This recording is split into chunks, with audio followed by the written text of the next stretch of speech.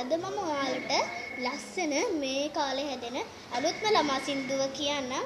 ඒක තමයි ගාබුරුබුරු. අන්න ඒකට මගේ යාළුවෙක් නටන. ඒ යාළුවාට මම අත්පොල සන්නාදෙන් ආරාධනා කරනවා. එන්න යාළු. මෙතනට ඔතන ඔයාලට පේනවා ඇතිනේ. 3 2 1 start. මලින් මලින් රොන් වීලා බඹරු නටනවා.